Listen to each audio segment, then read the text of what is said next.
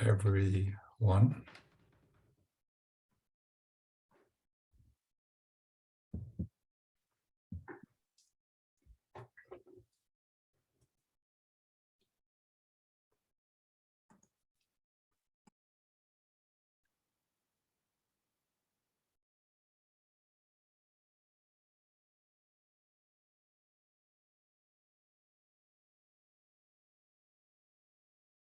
Hi.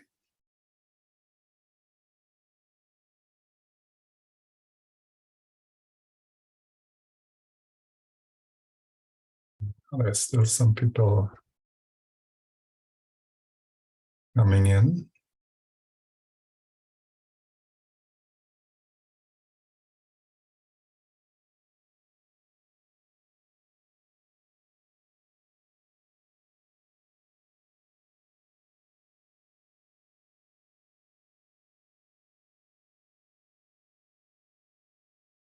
Yeah, so we are coming to the end of the text, the 37 practices.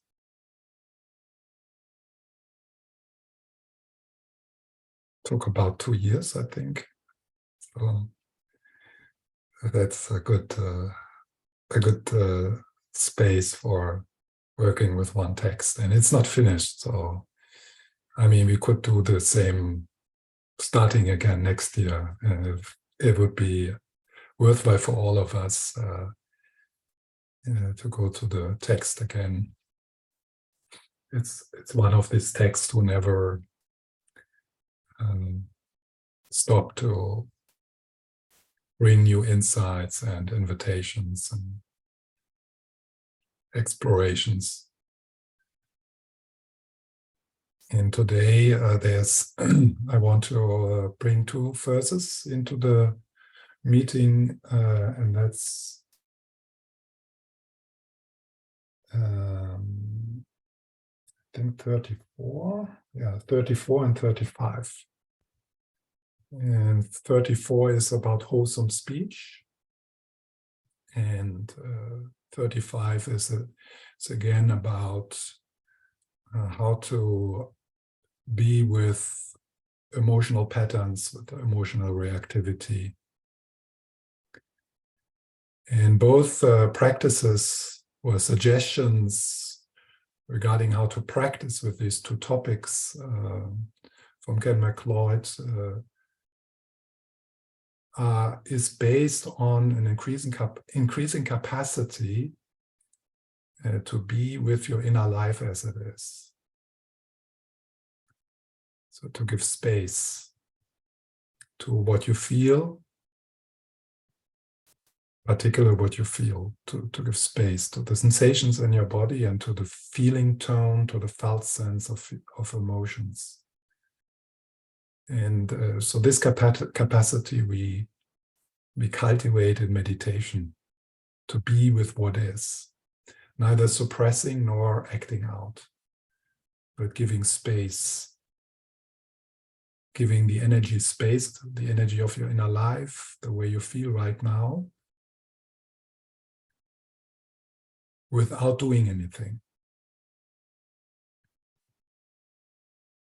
without applying any other kind of antidote or explanation, only trusting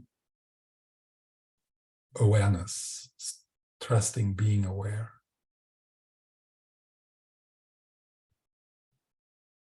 So I invite you also now, when we approach our meditation, so right from the beginning, the invitation here is to be here as a human being with feelings,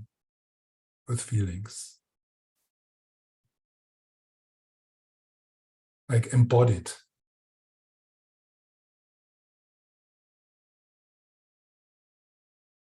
So to be here not only as a thinking human being, that's also wonderful, that you can have all kinds of thoughts and comparison and knowledge and trying to understand what I'm saying. So that's one part. And sometimes we are so much in in that, in the narrative self, that we actually don't feel. We feel disconnected from the body, from our emotions. So how do you feel?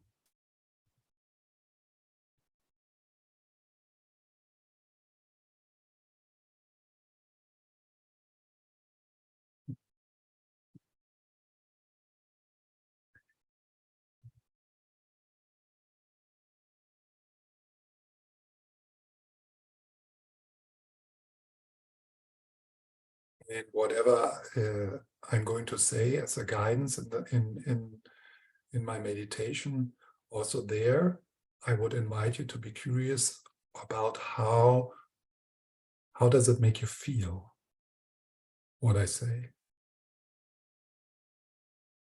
And everything is allowed. So it's not about, I say something which is maybe meant to make you feel better or inspire you or something, but you get bored or you get distracted or you get upset because you think differently about this, or you get doubts like, yeah, but that's a bit strange to put it like this also. So it doesn't matter. Yeah, it doesn't matter. It doesn't matter what you feel as long as you feel what you feel. It's all gold.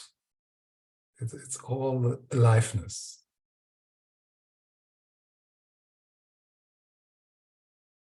There is in Denmark, quite well-known mystic, Martinus is his name. He passed away in the 90s, I think. And he has this saying, there's only good feelings. The good difficult feelings and the good feelings. There's only good feelings, the good difficult feelings and the good feelings.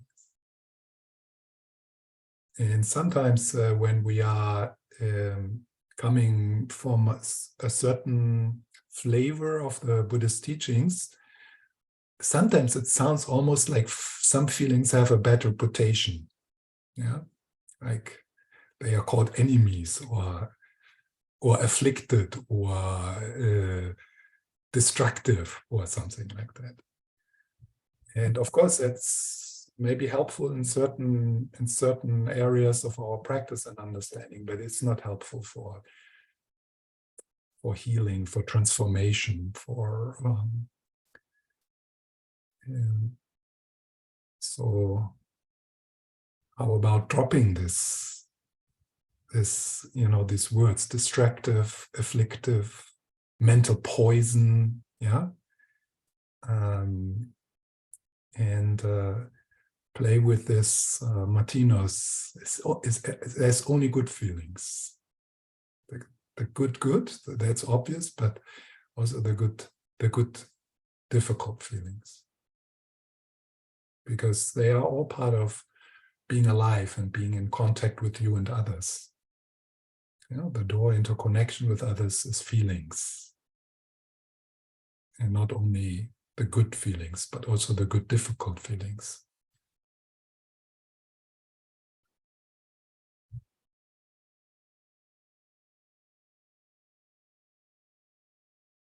So let's take our seats, adjusting your posture if that feels appropriate. And maybe at one point your eyes want to close, but it doesn't have to. Yeah? So just feel what is appropriate for you.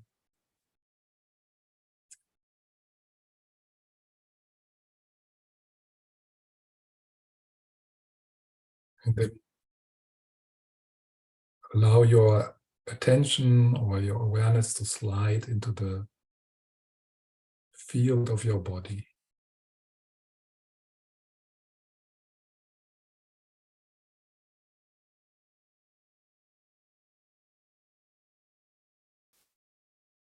And the breath is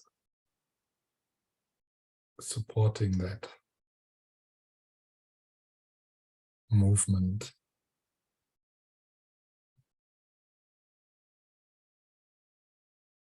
So the in-breaths, particular a sense of sliding, a sense of dropping into the body. Maybe you can allow the breath to become a little deeper.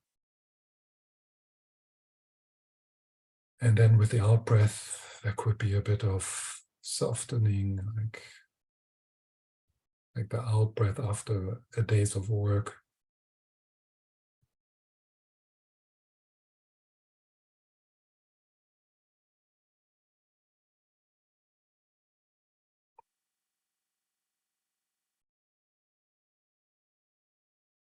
And then I invite you to step more consciously into the sacred space of our meeting,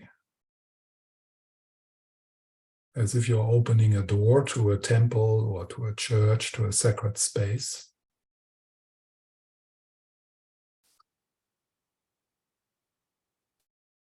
And we're doing this together. We're stepping together into a sacred space.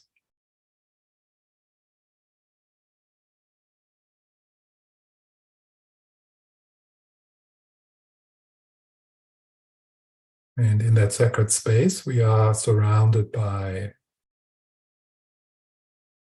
our refuge field.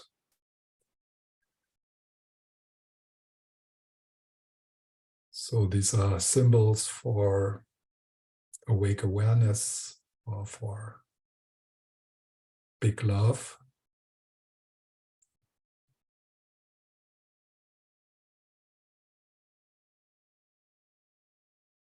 And that can be different symbols for different people. I'm sure it makes sense, it makes always sense, but particularly this time, to also invite Jesus.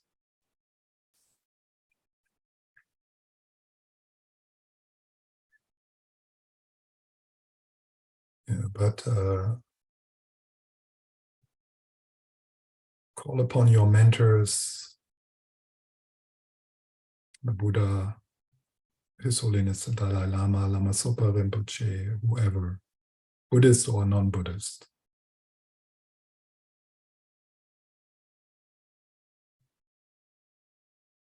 So we are together as a Sangha in the sacred space. And of course, here is especially the mandala of His Holiness the Dalai Lama and Lama Zopa Rinpoche, the mandala of the Tibetan tradition, but including all other sources.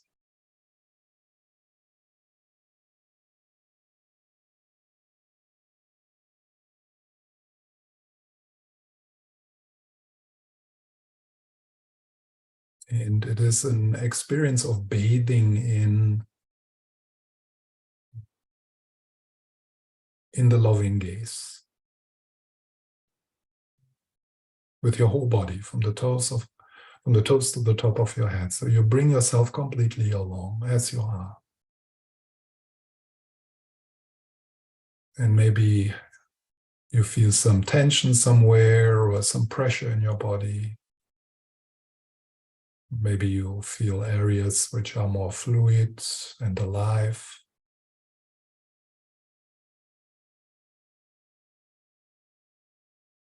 And maybe you're also aware of the emotional tone,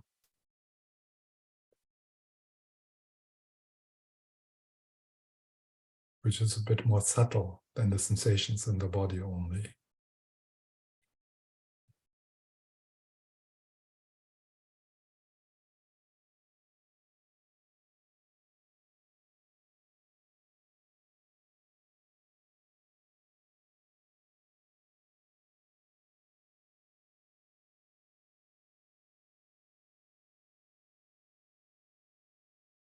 Present moment awareness. Thoughts are recognized as thoughts. And the invitation is to listen less than usual to the radio station of the narrative self.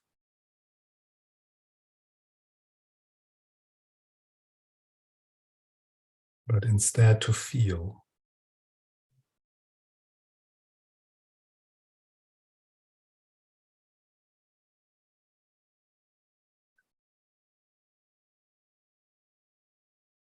There can be a bit of stabilization through the flow of the in and out breath.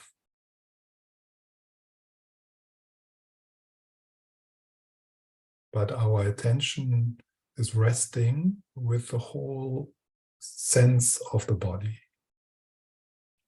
a field.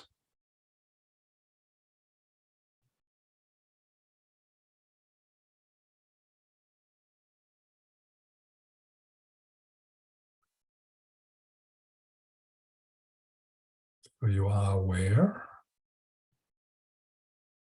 you notice,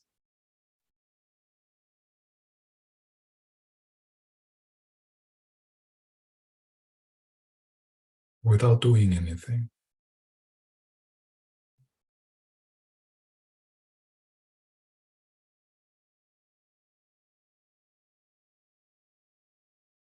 And whatever arises, sensations in the body, emotions, feelings, they play themselves out, they arise within the sacred space,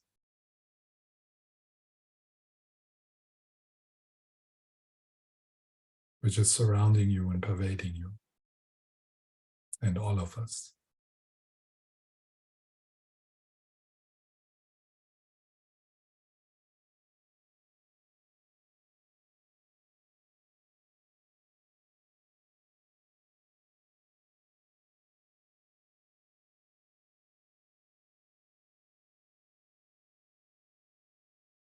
And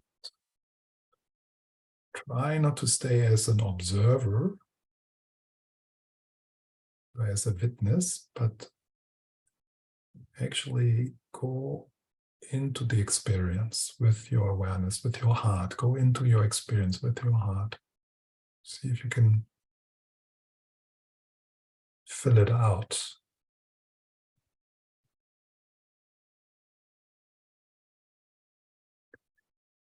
This can be sometimes experienced as a kind of sinking or sliding down, dropping down.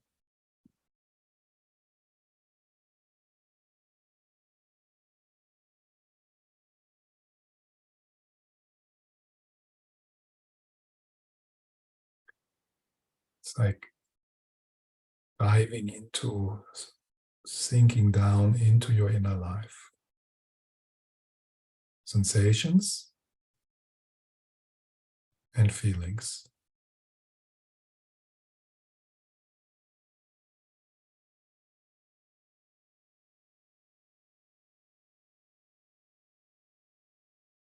And you don't do anything. So it's letting go of control, non-manipulating,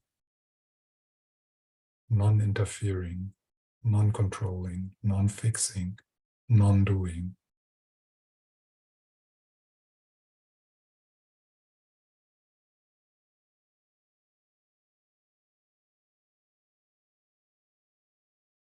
And you allow the breath to flow naturally. Sometimes it helps to relax the mouth a little or even open it slightly. So if the body wants to breathe in or breathe out of the mouth, that can happen.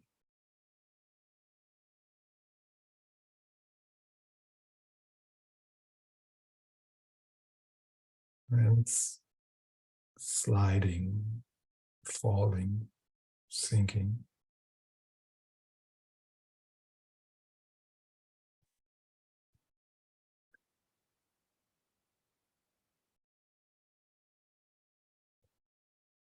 All senses are open.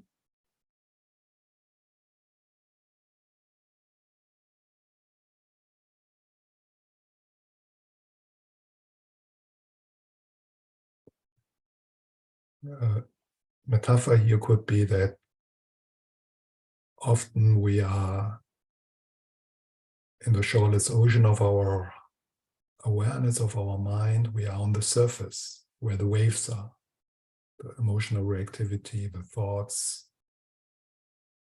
So, and now you have the invitation to sink deep, to sink deeper.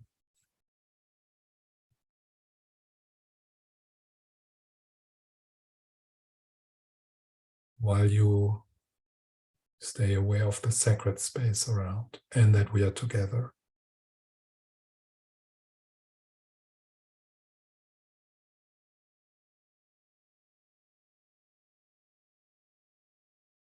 So the falling or the sinking, the sliding, the dropping is not something you do. It is something which might just happen as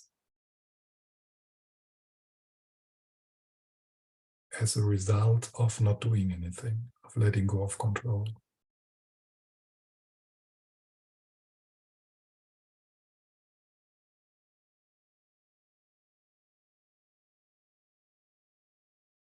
In whatever pattern, whatever energy arises, maybe you hit like a resistance or another uncomfortable sensation in your body, or you start to be more aware of the emotional tone or your mood. So whatever, you just sink into that without doing anything.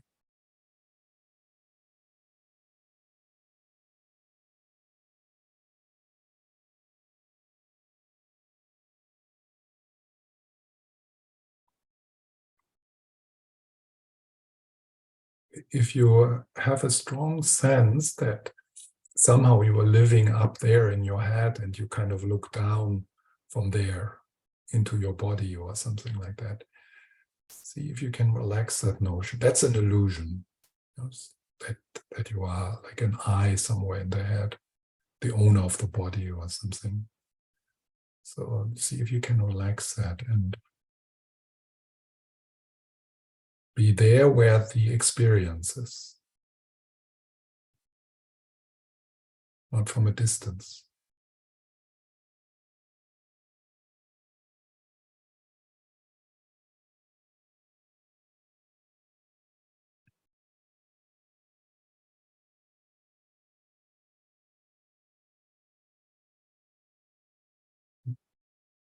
No agenda, and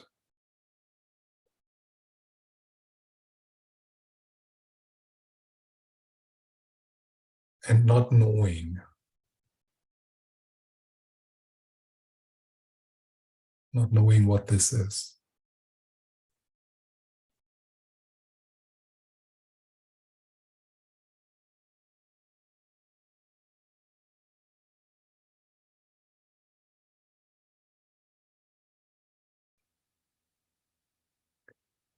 Sometimes this, what I describe as falling, can be also experienced as something is pulling you.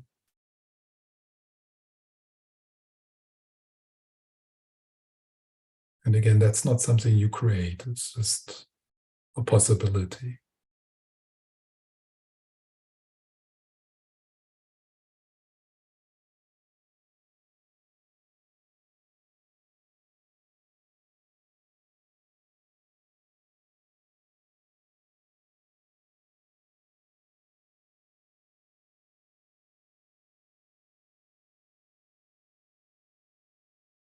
Notice any processes, any patterns which try to keep you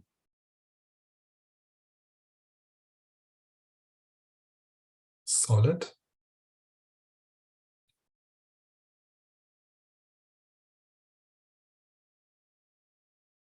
And experience everything as energy.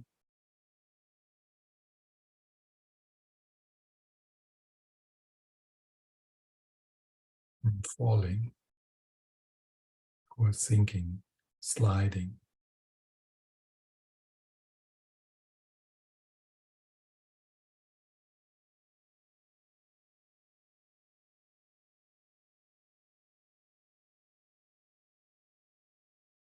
And if your breath wants to become a little deeper, you allow that to happen. But what could also happen that slowly your breath becomes more subtle because the inner struggle reduces.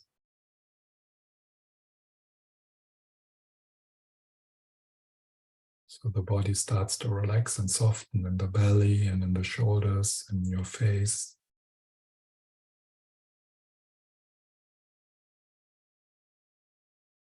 And then you can maybe sink or fall a little deeper.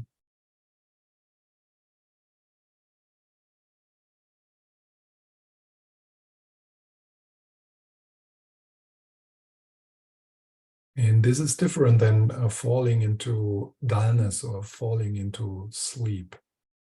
You can feel a little the same sometimes, but there is an alertness.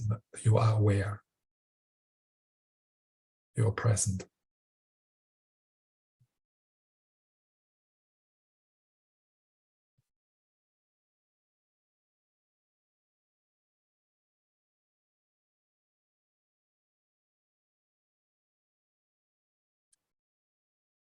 If in this allowing, letting go,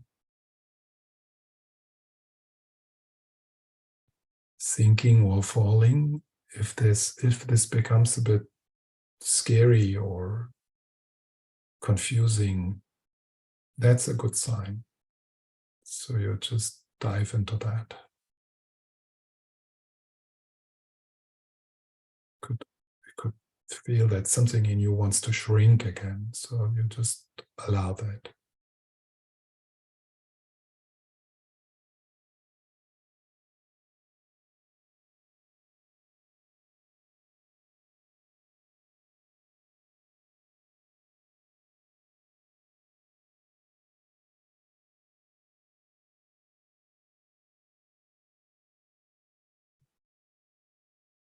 So now I will ask you a question, but that is a question which is not a question which you need to answer. It's not a question to bring into the conceptual mind.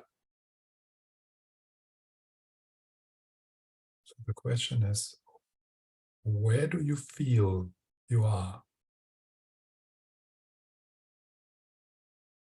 Where are you? Where do you feel you are?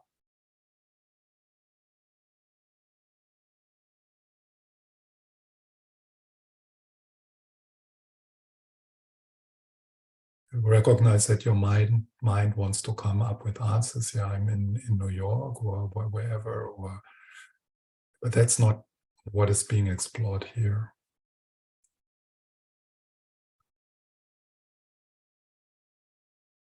Where are you? In your direct experience, in present moment awareness. Where do you feel you are?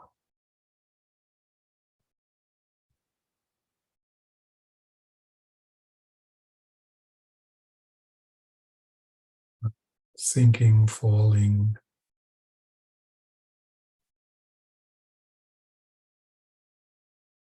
letting go of identification with the content. I mean, what you are aware of, that's not where you are. You are from where you are aware from. You are not there, what you're aware of. So where are you? Where do you feel you are?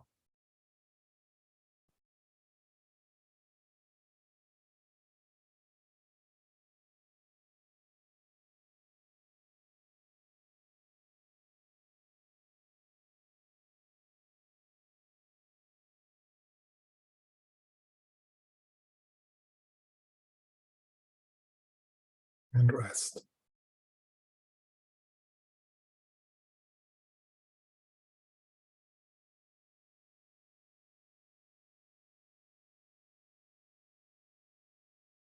At one point, there might be a sense, an experience of a vastness.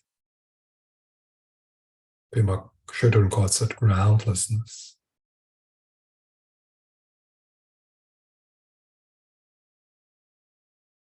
It's also called primordial mind.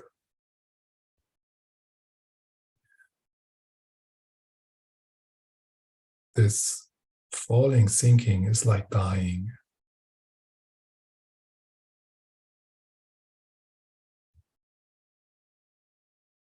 So where are you? Where do you feel you are? Without relying on names and words and memories. Even without relying on sensations.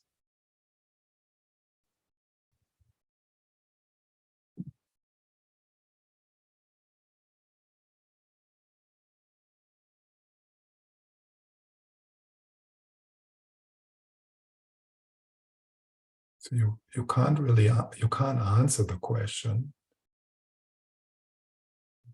where am I? Where do I feel I am? You can't answer that question. You can only be it. You can only experience that. Symbolically.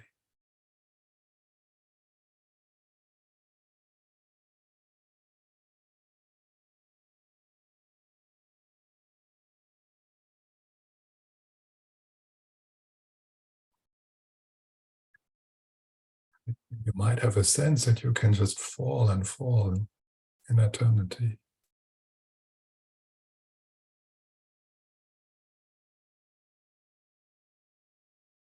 Holding on to nothing.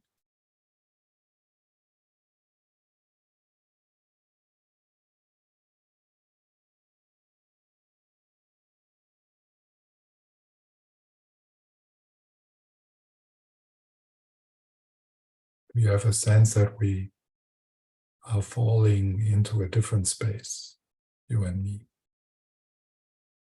and the other people. There's a sense that you can't really say.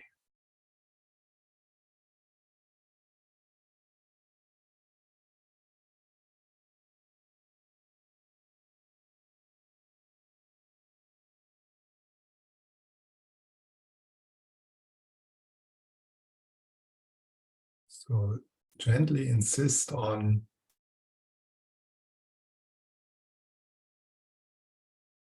staring into the groundlessness,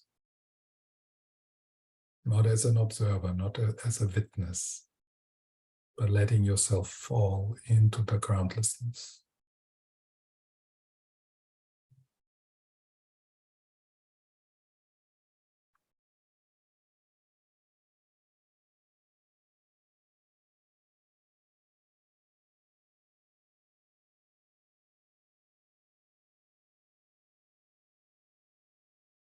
And whatever is arising,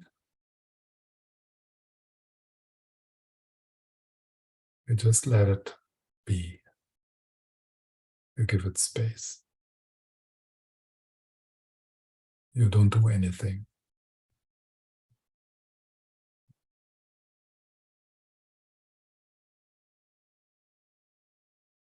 And remember that you're surrounded by the loving gaze, that you're surrounded by the light of the Dharma.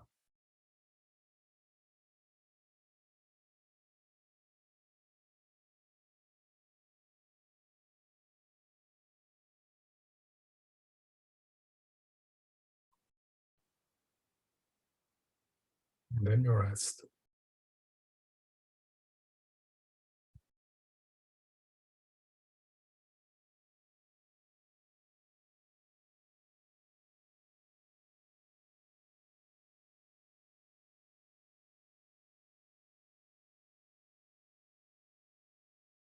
in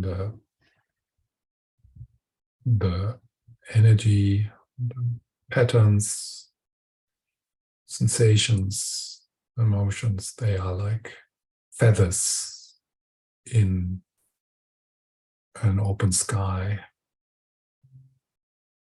making patterns and then playing out and making new patterns. It's all feathers, it's all energy.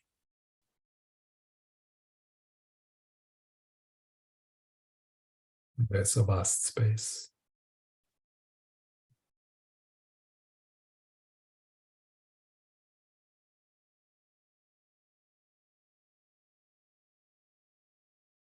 There's nothing solid there.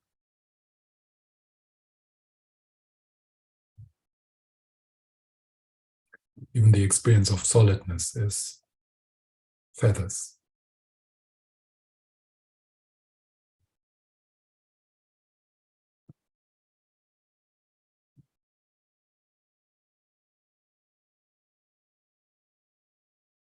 So you feel the spacious aliveness.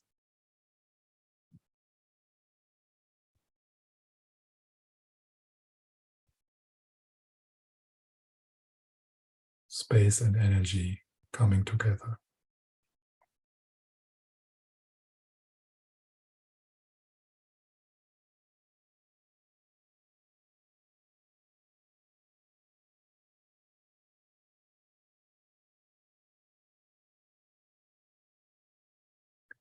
And then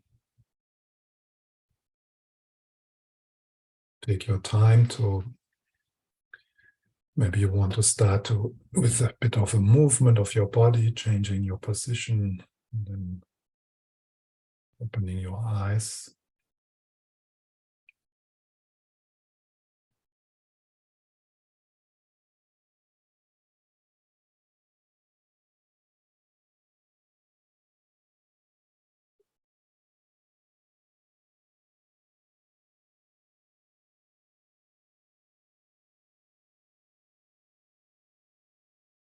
Just noticing how much you can include the visual into the meditation. So like both, there's the experience of your inner life as it is, and then there's the visual field.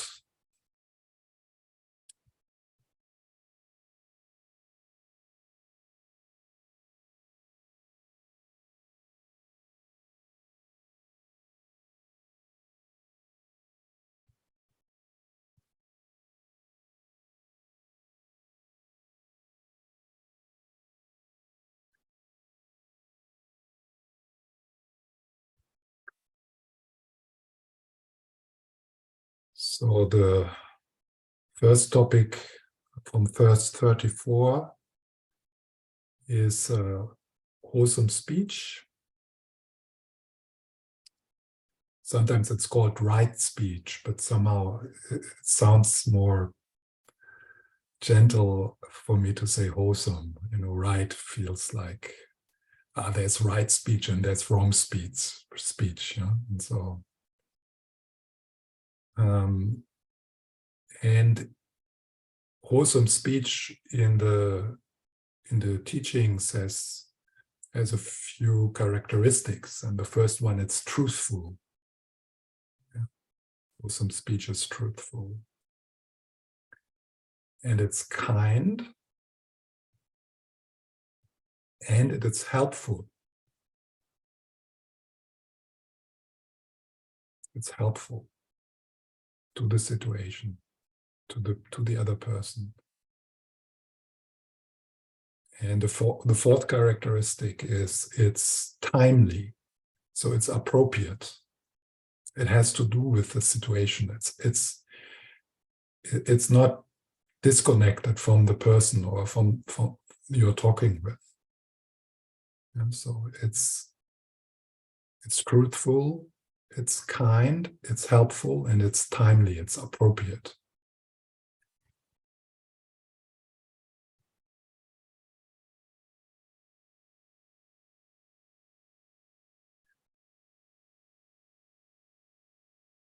So how to practice with this?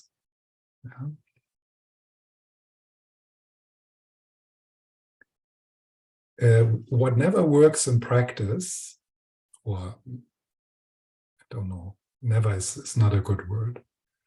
What often doesn't work in practice is when you say, I should speak more kind, I should speak more helpful, I should speak truthfully. And this is like a general advice for you, to look out for the shoulds.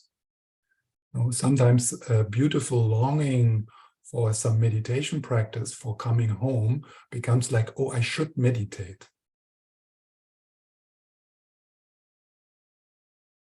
And then, of course, if you come with I should, then there will be resistance. So you will meet resistance.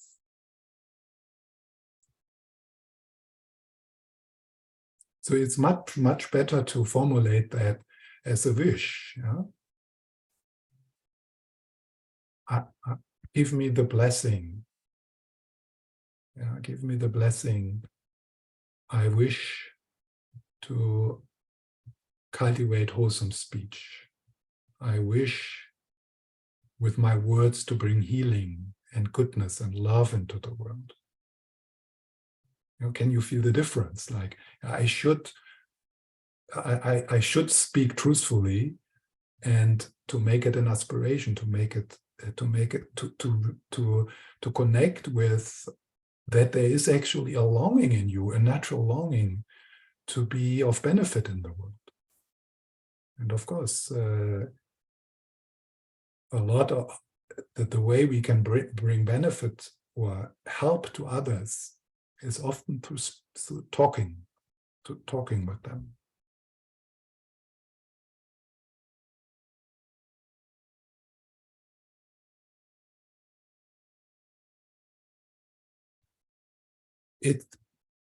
So imagine you have this should, you know. So I should speak more compassionately. So what happens then when you enter a communication like that? You become a control freak. You know, you try to control the way you talk. You try to squeeze yourself into a straitjacket of some ideas. So the spiritual superego, you know, we have to be aware. You know, it's from Freud. You know, he talks about the superego, which is like an integrated part of, you know, coming maybe from the parents, you know, and then it's like watching over us and is criticizing us. So the spiritual superego might say something like, oh, you should speak more compassionate. Yeah? And of course, what happens is that we become a bit scared, a bit frozen. We are not natural. We are not giving space to who we are, and we're not giving space to the experience. It's just trying to appear. So to appear in a certain way. Yeah, I'm this Buddhist and I'm always talk gently. Do you know this pretense, fake Buddhist kindness? It's like this fake smiles and this kind of pretended holy speech, you know, like nobody speaks like that usually. I mean, of course we can detect it in others. Yeah, I mean, but here the practice is, you know, to detect these what I just described, to see it in ourselves, that it's just not working. Because we are then not truthfully, we are not authentic then. We communicate with another person through a facade, yeah?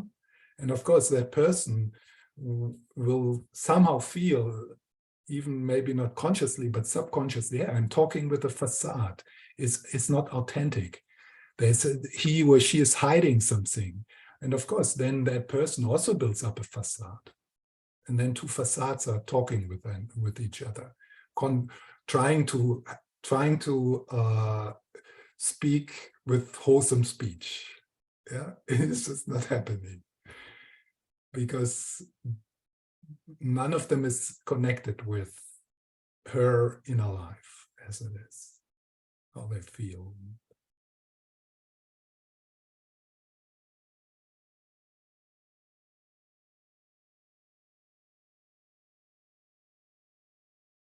So the suggestion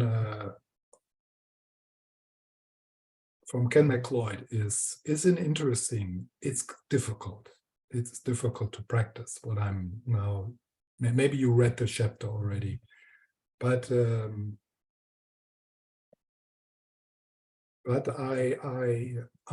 playing with it. Since many years, I read another teachings from Ken MacLeod he gave many years ago about this. So his suggestion is to learn to listen to yourself when you talk. To listen to yourself when you talk, and detecting to that curiosity, to that sensitivity, how do I talk right now? What's the tone of my voice? And you can become aware, and when you detect something like harshness, sarcasm, self-importance, arrogance, you start to detect the many moments when you are not talking from your heart. It feels differently.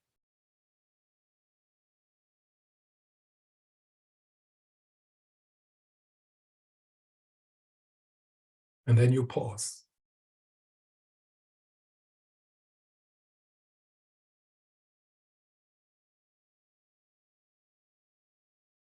So you reconnect with yourself, how you feel, and you reconnect with the situation and with the person.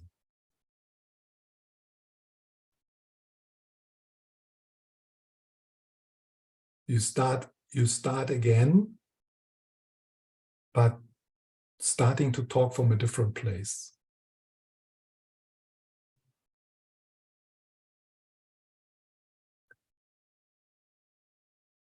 So starting to talk then from a different place, and Ken MacLeod gives like 3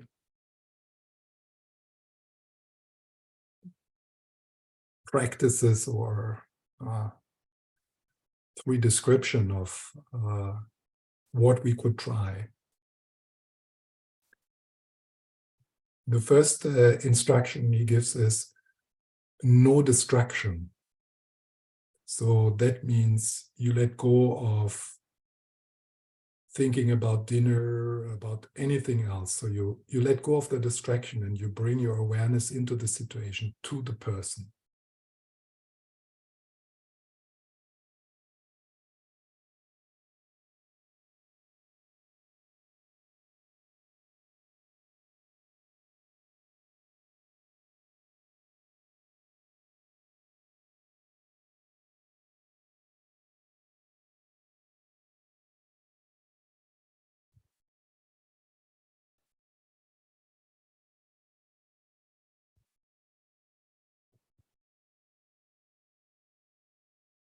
For that, I guess it's necessary to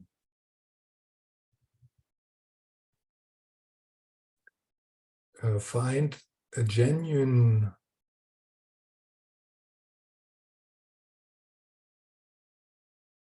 how can I say this?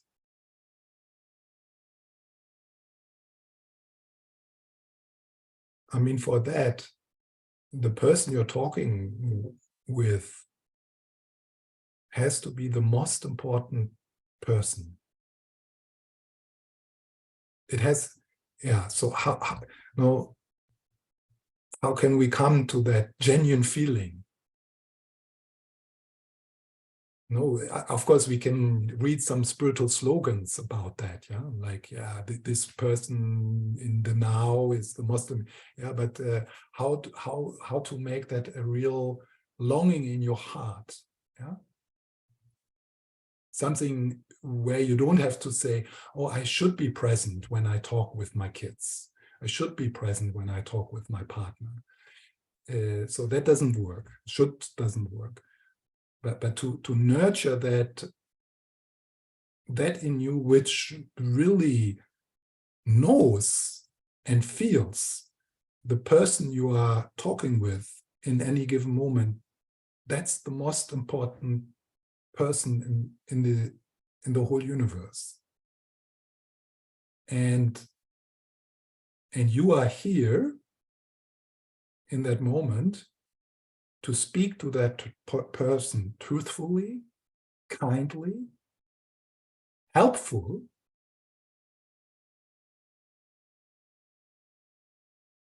and timely. So timely meaning you talk to the situation, to that person.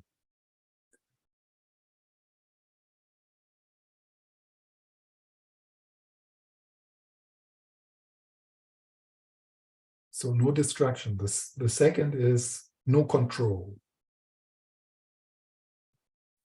And that refers to this letting go of trying to control how you speak, how you talk. Like, so what doesn't work is to say, oh, I need to speak more kindly now. I have to soften my voice. If there's a bit, yeah, so, and then we become tongue-tied, you know, then we don't know what to say, and it's just like panic almost. Yeah. So letting go of that. Not trying to control.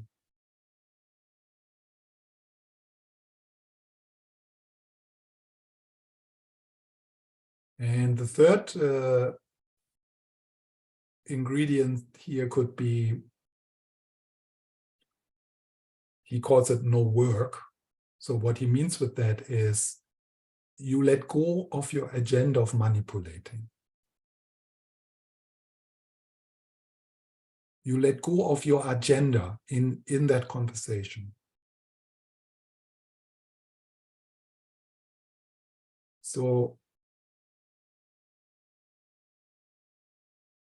often when we talk with someone, we try to manipulate, we try to get something. Or we want to convince someone.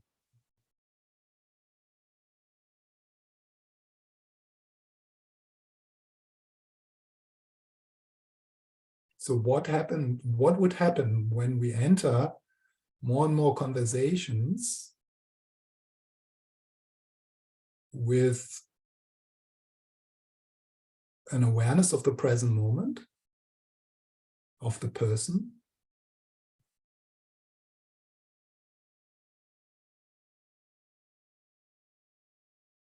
with the wish, with the intention to help, to support, to, with our presence, to benefit that person.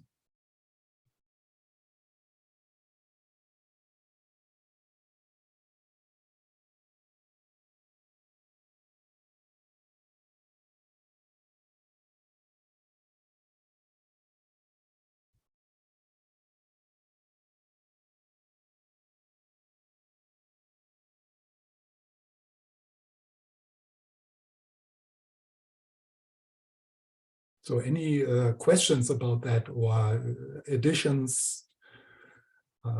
Maybe you would like to add something? Does it make sense for you, this listening to your voice, pausing then? It's difficult, right? It's uncomfortable, that's awkward.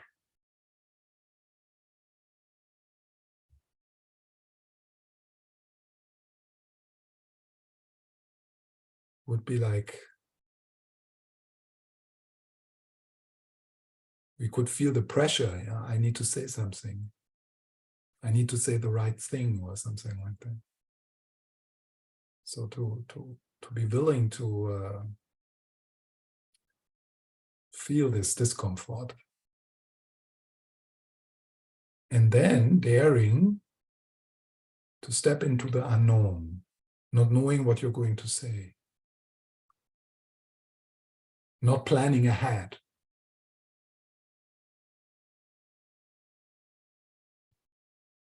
And of course, with a lot of willingness to listen.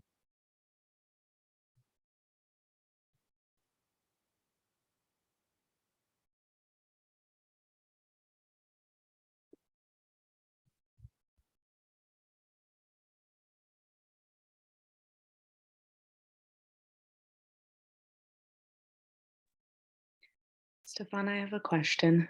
Yes. I am wondering how these three, but particularly the third one, might work in a situation where you're speaking with someone who you're in a relationship with and you're trying to express a need Mm. that you have from the Mm. other person or in your relationship. Mm.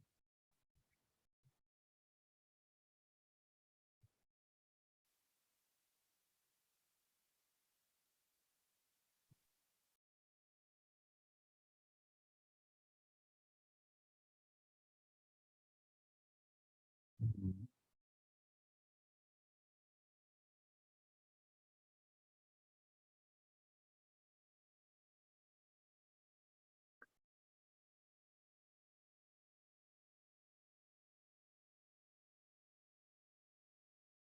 Good question.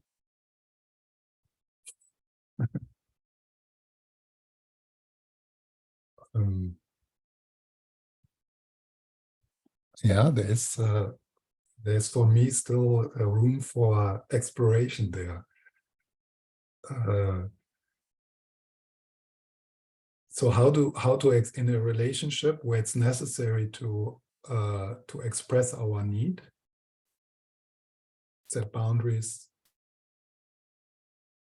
How can we do that truthfully?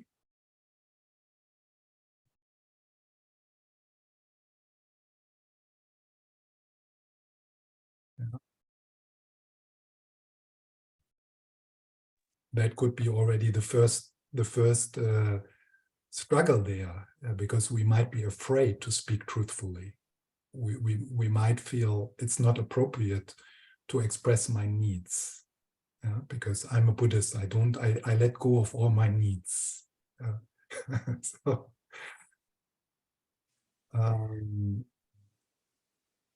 yeah, kindly. Yeah, so that would be something like to express your need, your wish, not as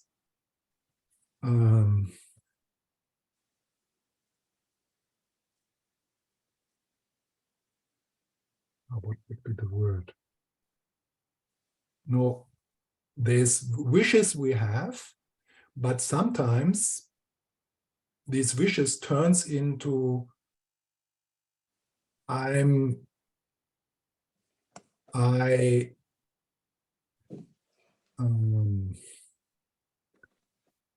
I'm entitled. Yeah. So it's not like expressing I wish this. It's like you feel like the little princess who is entitled to be treated like that. I mean, I'm exaggerating now. I'm not saying that you are a little princess, but yeah. So and then so kindly helpful. Yeah, so that has a lot to do with our intention. What's the intention behind? Because you can also see this as a gift to the relationship. It is a gift to the relationship. It is a gift to your partner to be aware of your needs. And so sharing your boundaries and your needs is a sharing of a feeling, and sharing of feelings can be always precious. It's like it creates a connection. If that sharing our needs is not formulated as an attack, or you don't give me what I deserve, or something like that. Yeah, so then the other person feels attacked.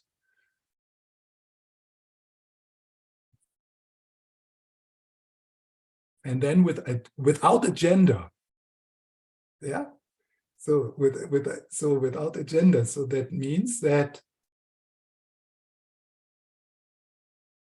you try to enter the conversation not with the agenda that you actually get what you need, but you enter the conversation because it is important and healing for the connection in the relationship that your feelings are expressed and shared and listened to.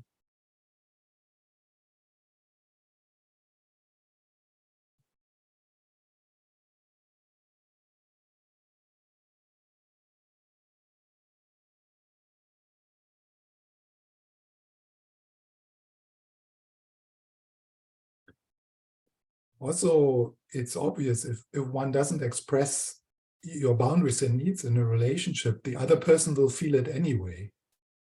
So you will be snappy, or and then the other person doesn't know what's going on, and then some neurotic patterns are triggered in the other person.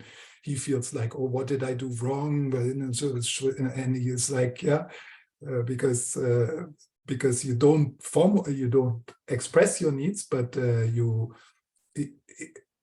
they are there, and they are in the field, and it is truthful and kind and helpful to bring that into the light and to look at it. And yeah. So that was just an example on how we can reflect on questions which arise in more specific, how we can just reflect ourselves. Yeah, so we take the words and what does it mean to be truthful, and so on, and what does it what does it mean in this place, in this particular case. Yeah? So this was just a spontaneous short reflection what came up for me. Yeah? Yes, Pat. Yeah, thanks, Emma. I think I was going to ask something similar, but I also, and what you said, Stephan, was really helpful. But I also wanted to say I was at a retreat recently where this idea of wholesome speech came up, and the teacher asked us to speak from the body. Yeah. Mm-hmm. And of course, then I was afraid to say anything. But people would begin, and she would say, speak from the body, and you could hear. Yeah. It was really lovely. So I just wanted to put that out there. Yeah, that fits very good. I think that's exactly what is meant.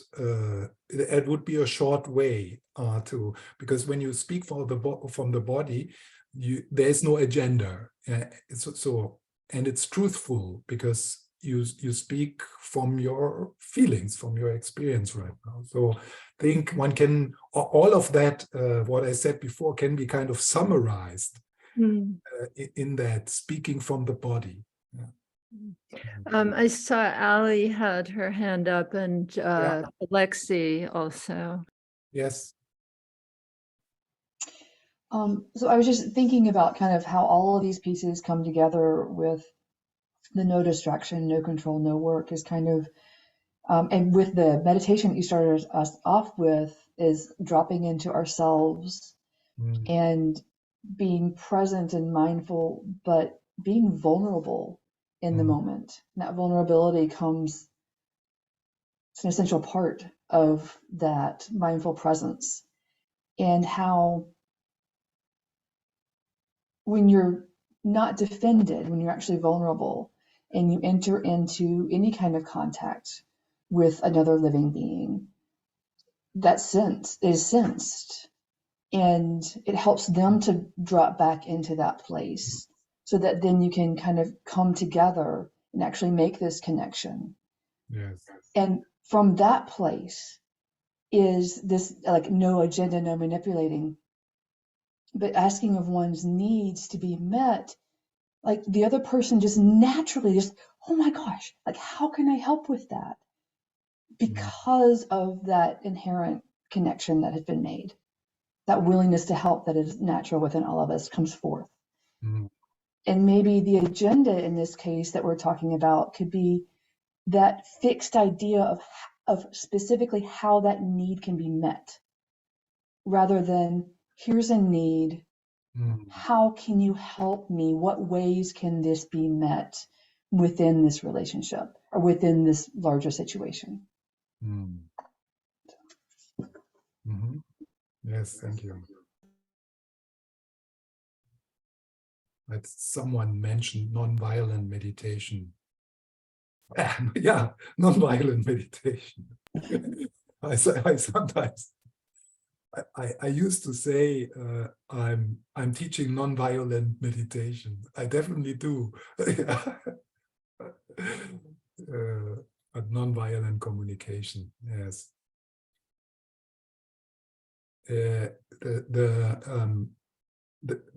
For me, the challenge with these kind of methods is I'm trying too much then with it, yeah. So it gets again wieder in memory, in remembering and step 1, step 2, step 3. What was it? And so that and because I'm socially scared anyway, then I get even more scared, you know, that I do it right, yeah. So I like this approach of present moment awareness, giving space to how I feel, and kind of trusting what comes. Yeah, so trusting myself that without having any rules or ideas, like just trusting when I allow myself to feel how I feel and I stay connected with the person, that somehow there's something beneficial happens. Yeah. Yes.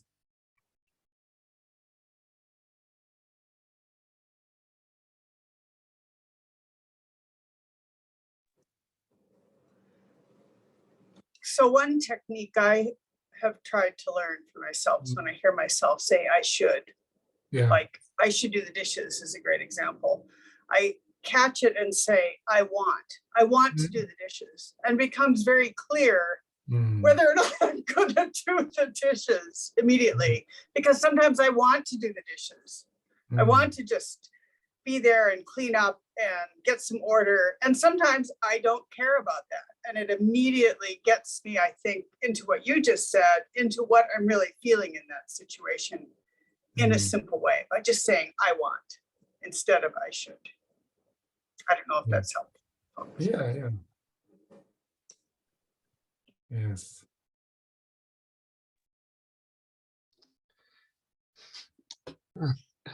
Stephan, I've got maybe a strange question. If I see a person that is going to do something horrible, for example, just take the gun and go kill my friends, How should I act without breaking my Bodhisattva vow? Because I know my speech should be wholesome, but my body feels when I confront this person, I really hate what you are doing. You are dangerous to yourself and to every being around you. So should I smile or should I better shout at him? No should. What is the best way? that smile would be the most horrible smile in the world. You know? Yeah. The most inauthentic lying smile.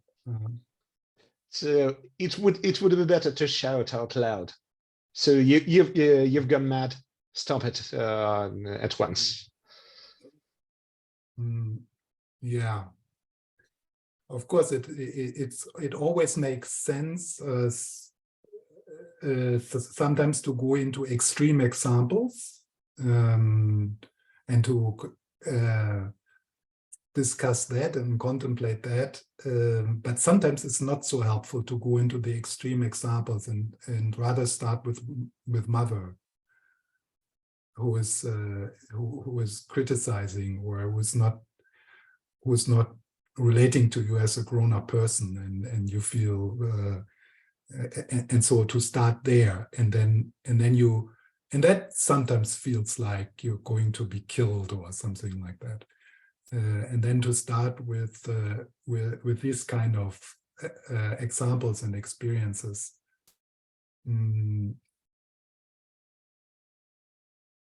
But as it becomes obvious in the Bodhisattva vows, and also in some of the stories from the previous lives of the Buddha, that even killing can be a Bodhisattva activity.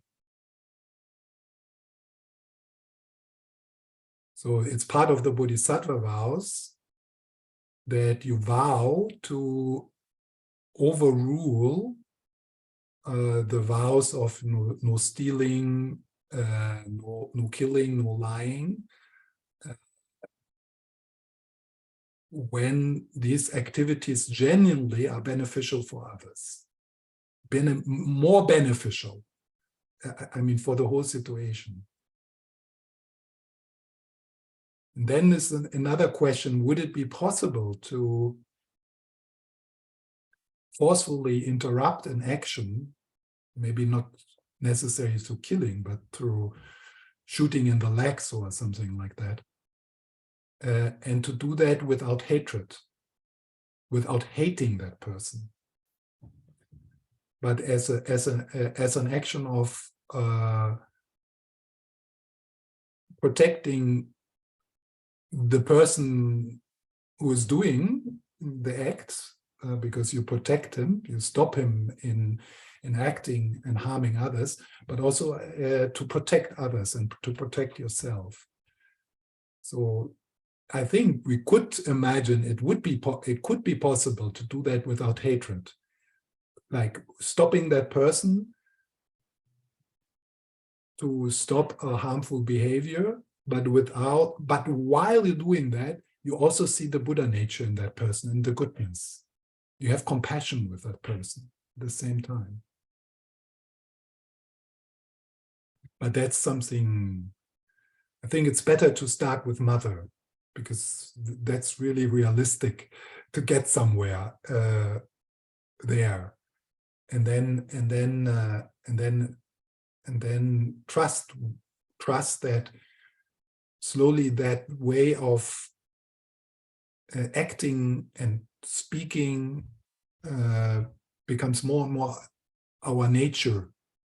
So it will also there if the situations become more extreme. And at least we could have the wish again, So not I should, but wow, I wish, with my whole heart. I really do. I wish that when I come into situations like this, and it could be that we are getting into this situations and this kind of scarcity and stuff like that, that I will stay a good person. Yeah.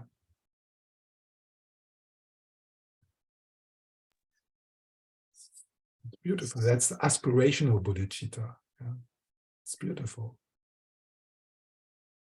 Stephan, Anne, and Jennifer had Yes. their hands up. Yeah. And Yeah. hi. I find it, hello. Yeah. I find it really challenging. I mean, sometimes when you're in the right space, it's easy to speak wholesomely.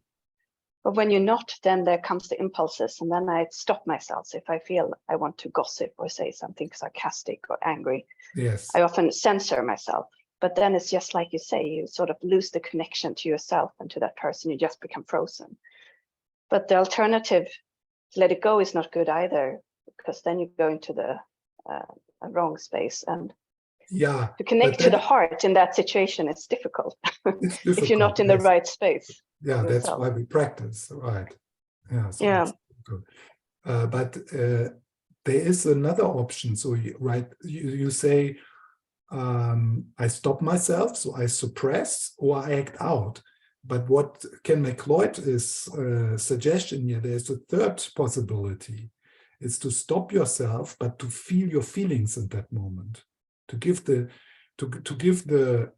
feeling of, I don't know, envy or whatever made you talk, to give that space, and also to give the feeling of awkwardness of the stopping, to give that space. So that's kind of the meditation we did, like the diving into the felt sense of your body, and to give space, and to pause, and then starting again, but from a different place.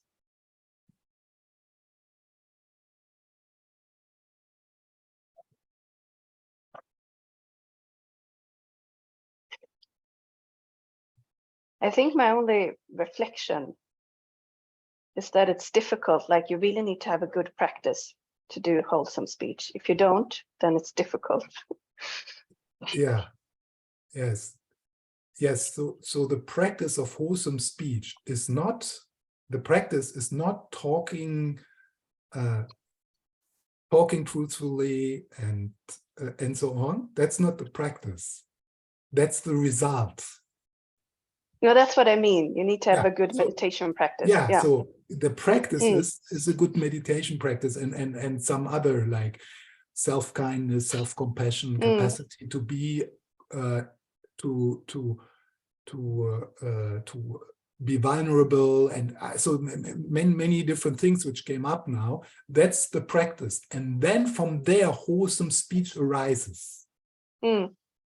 So this is, again, we came to this point a few times.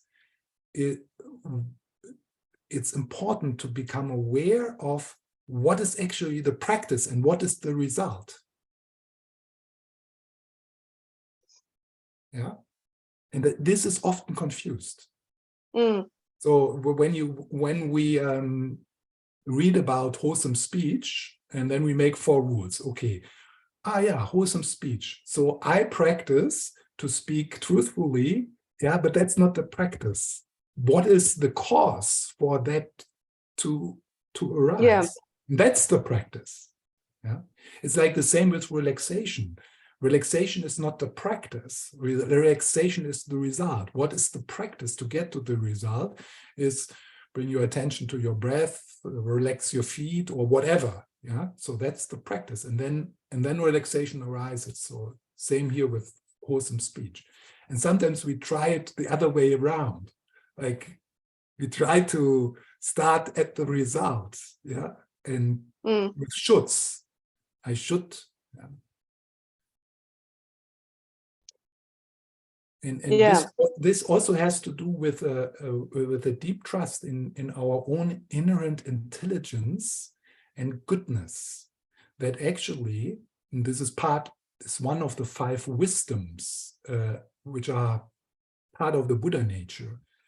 So in these teachings on the 5 wisdoms, we hear that we have an innate capacity to intuitively, directly, like in your guts, in your heart, in every situation, to know what's the most beneficial to say.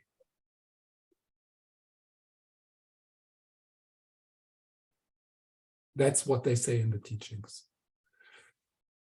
And that's what we put our money on. We put our money into that. And of course, sometimes we have the experience, that somehow we surprise ourselves. What comes out here? What do there's some people here who work with other people, like therapeutically or body work or whatever. Also if you teach yoga or something like that, it's like more experience you get with your work, more you let go of the techniques. More you let go of the techniques, and you trust more and more the intelligence of the present moment awareness, what comes through. And then it's actually also not important anymore if the wisdom comes through here, through your mouth, or through the mouth of the other person. It's actually better for the other person if it comes out of the mouth of the other person. That's much better.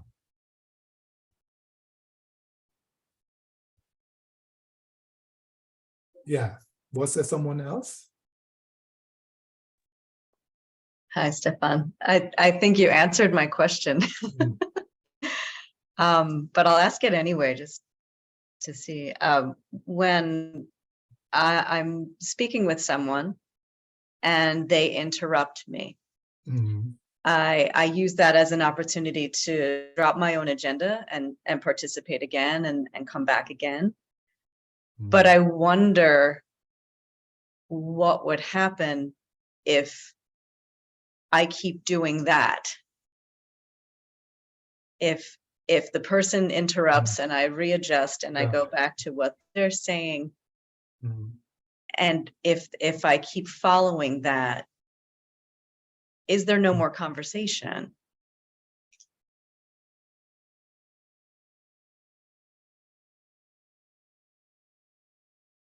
Yeah, and then I don't know. And then but I think what you just said before I spoke was that if it comes from the other person, then that's but it could be also a truthful, kind, and helpful and timely speech. If sometimes you point this out, or describing maybe how you feel, or what's happening, or reflecting that back to the person if that is appropriate. So the truthful, kind, helpful, timely word doesn't need to be like idiot's kindness, idiot smiling, So it can be, it can be rough sometimes. It's also like, for example, if you are responsible for a group, so you hold a group, then not often, but sometimes it's appropriate, and then you feel also it's the right thing. It's your job to protect the group, so you need to give some feedback. You need to stop someone or whatever. So. But I think you get a sense if it comes from an agenda or something what you actually need. I think we get a sense of and if it didn't come from a really helpful place, probably after there will be some regret. Yeah, like feeling, we remember, and then we feel, this was a bit too, this came somehow from a young place in me, or this was not, and then we can apologize. So that happens. But sometimes it's just, no, even if the person then leaves, and never comes back, still sometimes you can feel this was actually the truthful, helpful, kind enough way to say something. Thank you.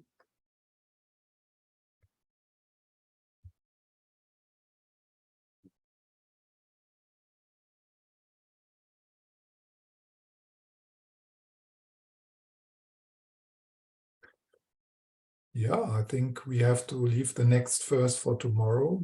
Maybe not, because the next verse is about the practice of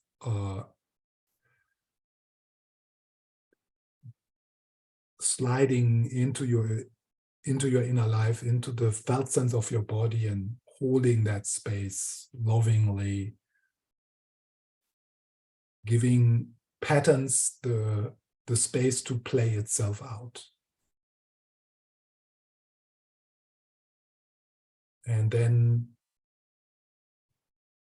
acting from that. For example, giving it an anger about something, an irritation, to give it, to neither ignore it nor act it out, but to feel it, to give it the space. And then responding to the situation, not reacting to the situation, but responding to the situation.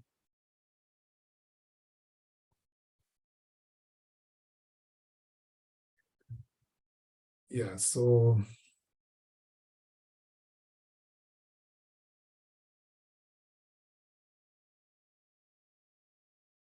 how do you feel now?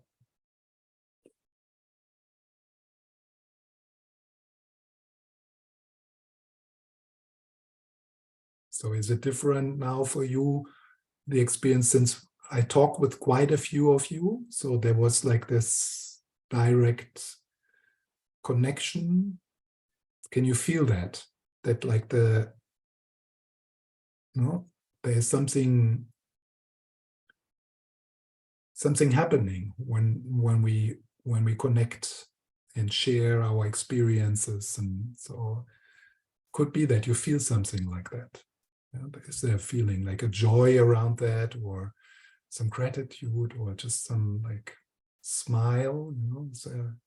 There's probably also, there can be different kinds of feelings. You can also maybe feel a bit upset or a bit anxious or something, but maybe you can also feel that joy of Sangha, joy of being in a sacred space like we are now, and the joy of having spent 1.5 hours of our life in a meaningful way.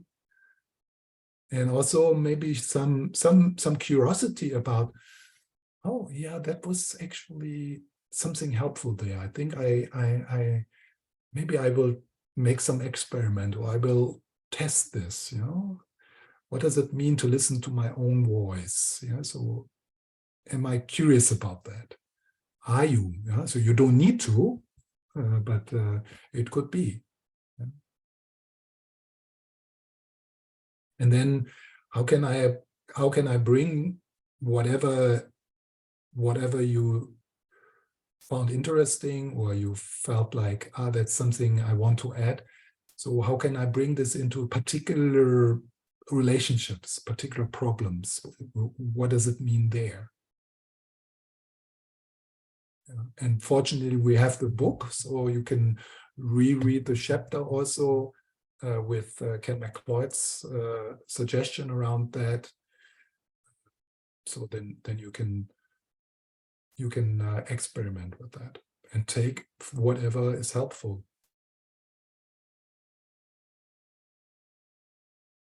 Yeah, and so that joy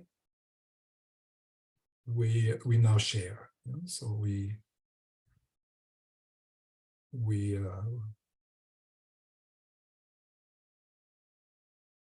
as waves going out around you, or light, or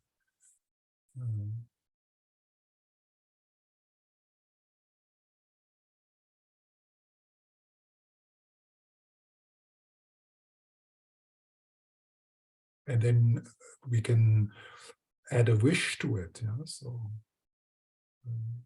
for ourselves, may I wish to speak more truthfully, more helpful, more gentle. I wish that my presence in each moment is beneficial for everyone who comes into my field. So may everyone who's seeing me, touching me, who's thinking about me, may that person be benefited by that, blessed.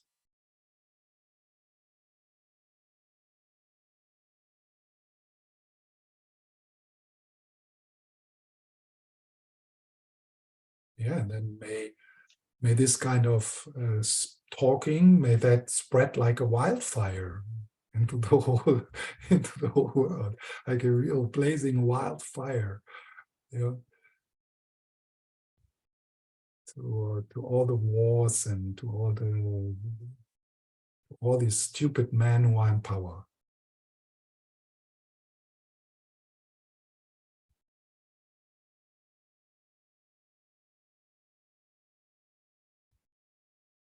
Okay, so thank you. Thank you, I Stephan. really appreciate that you attended and paid attention, and thank you so much. Thank you, Stephan. I hope to see you tomorrow. Thanks, Stephan. Yes, bye. Bye, Christina.